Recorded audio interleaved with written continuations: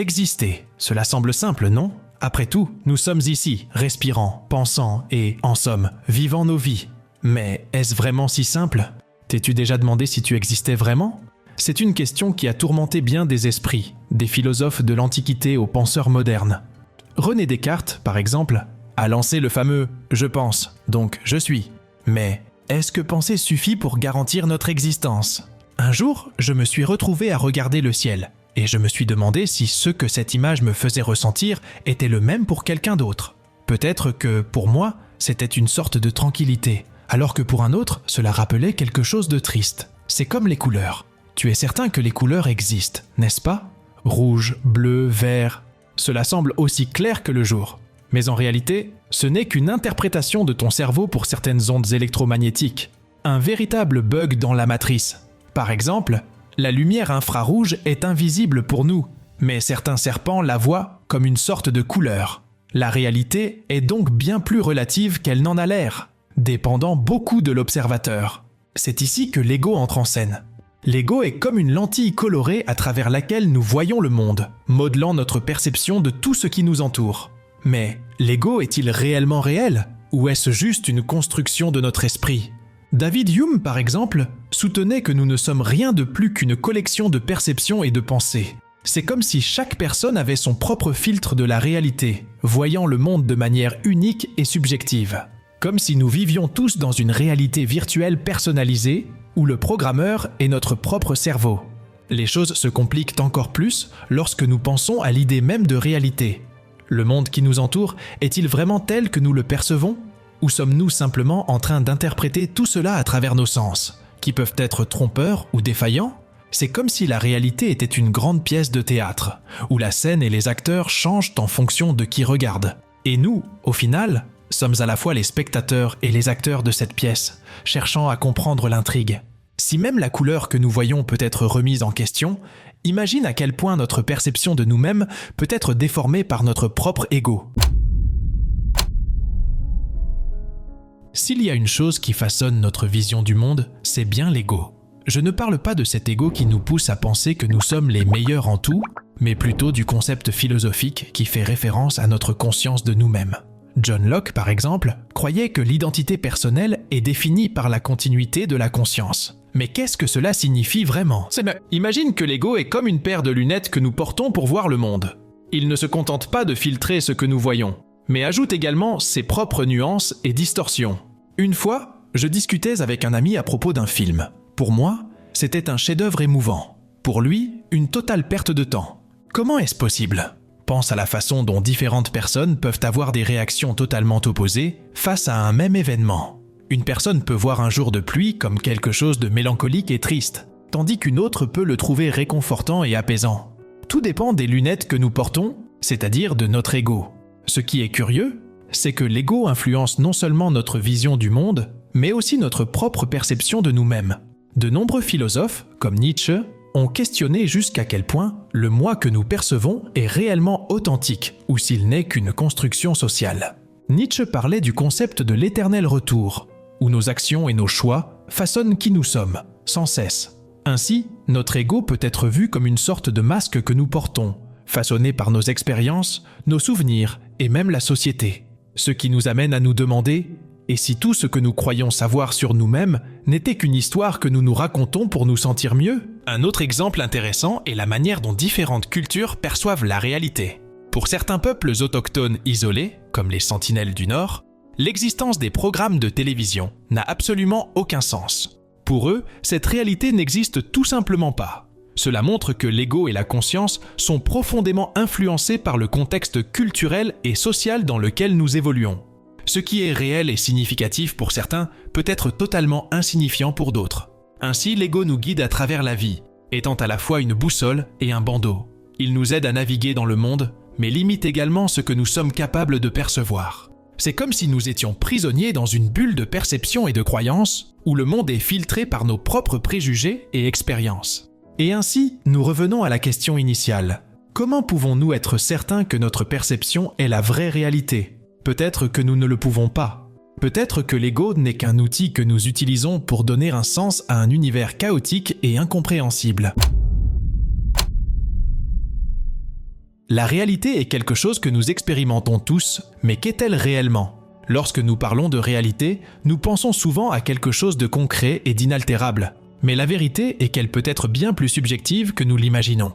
Notre perception du monde est, en fait, une construction mentale, filtrée par nos sens et interprétée par notre cerveau. C'est comme être le réalisateur d'un film, où notre cerveau décide quelles scènes seront incluses dans le montage final. Pour illustrer cela, pensons aux couleurs. Ce que nous appelons couleurs ne sont que différentes longueurs d'onde de lumière captées par nos yeux et interprétées par notre cerveau. Ce qui est fascinant, c'est que tous les êtres vivants ne perçoivent pas ces ondes de la même manière. Certaines espèces, comme les chiens, ne voient pas les couleurs comme nous. En revanche, certains oiseaux et insectes peuvent voir l'ultraviolet, quelque chose d'entièrement invisible pour nous. Cela soulève une question intrigante. Qu'est-ce qui est réel dans la couleur rouge, par exemple ? Si différents êtres la perçoivent de manière si différente ? De plus, notre perception est façonnée non seulement par nos sens, mais aussi par nos expériences et notre culture. Le psychologue suisse Jean Piaget a observé que notre compréhension du monde se développe à mesure que nous grandissons et interagissons avec lui. Les jeunes enfants, par exemple, ont une vision du monde très différente de celle des adultes, car ils sont encore en train de construire leur compréhension de leur environnement. Et les réseaux sociaux ? Ils sont un exemple moderne de la façon dont nous construisons et reconstruisons la réalité. Sur ces plateformes, nous éditons, filtrons et même fabriquons nos expériences pour qu'elles paraissent plus intéressantes ou désirables.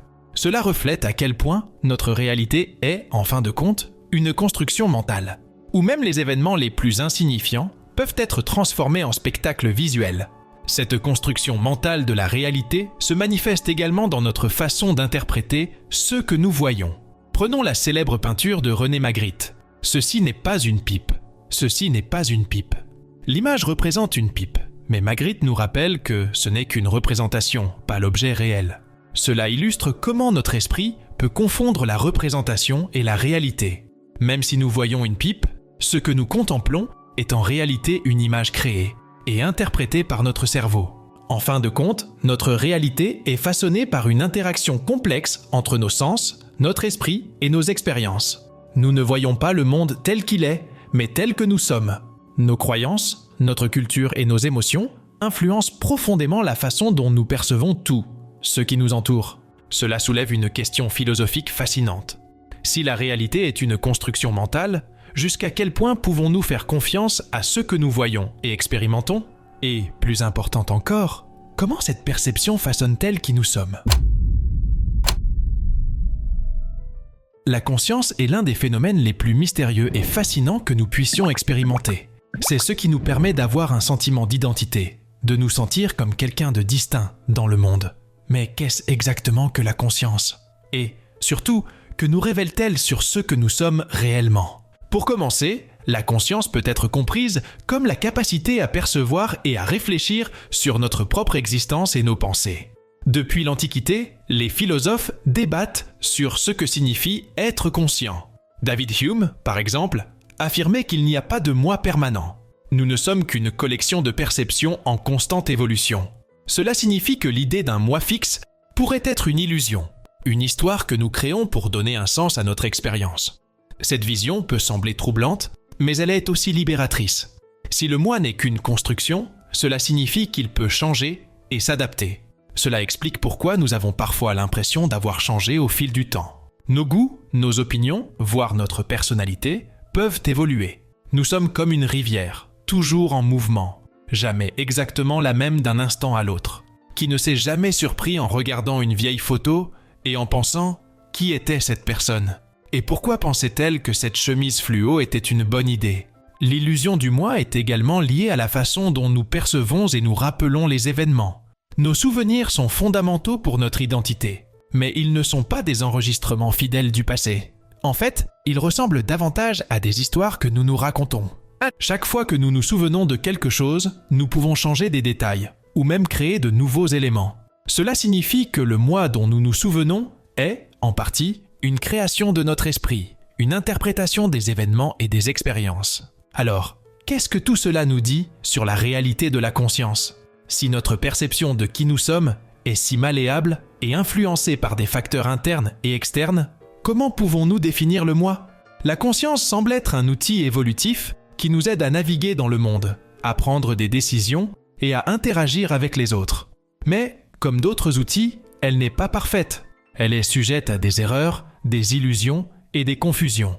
En fin de compte, l'idée d'un moi solide et constant pourrait n'être qu'une construction pratique, quelque chose qui nous aide à faire face à la complexité de la vie. Cette construction est utile car elle nous donne un sentiment de continuité et de cohésion. Cependant, il est important de se rappeler que le moi n'est qu'une partie d'un tout plus vaste et complexe, qui est notre esprit et notre expérience de vie. Et peut-être qu'en reconnaissant l'illusion du moi, nous pourrons atteindre une compréhension plus profonde de nous-mêmes et du monde qui nous entoure. L'autoconscience est la capacité de percevoir et de réfléchir sur nos propres pensées et émotions. C'est comme avoir une conversation interne constante sur qui nous sommes, ce que nous ressentons et comment nous réagissons au monde qui nous entoure. Cette aptitude à l'introspection est ce qui nous distingue de nombreux autres êtres vivants, mais elle peut également être une source de grande complexité et de dilemmes. L'un des grands dilemmes de l'autoconscience est la dualité entre le moi que nous ressentons et le moi que nous montrons au monde. Souvent, ces deux facettes ne sont pas complètement alignées. Par exemple, vous pouvez ressentir de l'insécurité à l'intérieur tout en vous affichant comme une personne confiante aux yeux des autres.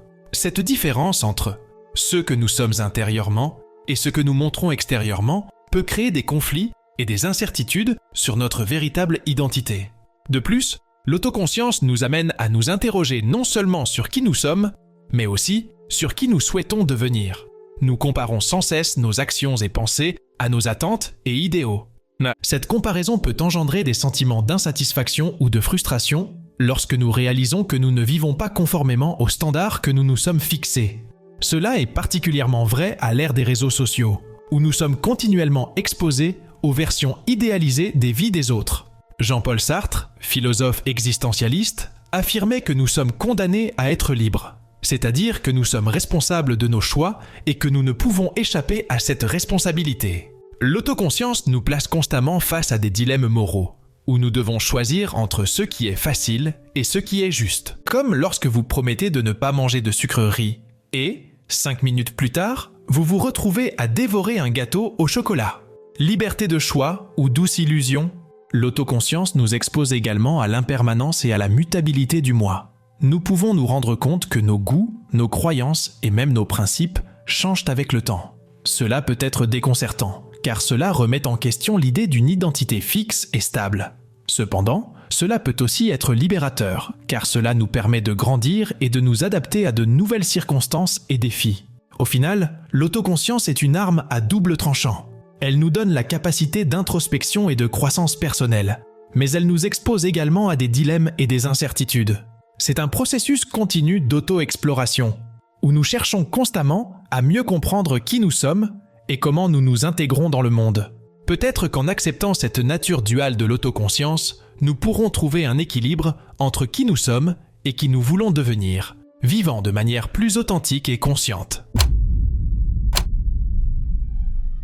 Que nous avons, une grande partie de ce que nous croyons être réel est en fait une interprétation de notre esprit. La célèbre maxime de Descartes, je pense, donc je suis, nous rappelle que la seule certitude que nous avons est notre capacité à penser et à percevoir. Mais même cette perception est sujette à des questionnements, comme l'ont montré des philosophes tels que Hume et Sartre, qui ont défié la solidité du moi et nous ont rappelé notre responsabilité de définir notre propre signification. L'autoconscience nous confronte à des dilemmes profonds sur qui nous sommes et comment nous devons vivre. Elle nous oblige à faire face à nos failles, à l'incohérence de nos valeurs et à l'impermanence de notre identité.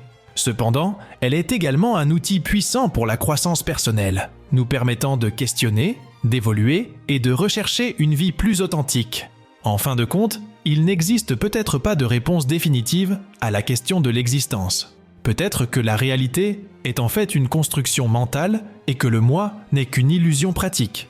Mais cela ne diminue pas la valeur de notre expérience. Au contraire, cela nous donne la liberté de créer notre propre sens, de définir ce qui est important et de vivre en accord avec nos propres valeurs. La réflexion finale est que la quête pour comprendre notre existence est aussi ancienne que l'humanité et continuera d'être une source inépuisable de fascination et de découverte. Et même si nous ne trouvons jamais toutes les réponses, le voyage en lui-même est ce qui compte vraiment. Après tout, C'est à travers cette quête que nous nous connectons au monde et à nous-mêmes. Souviens-toi, la connaissance est le chemin vers la véritable liberté. Compte sur moi et suis le lapin blanc.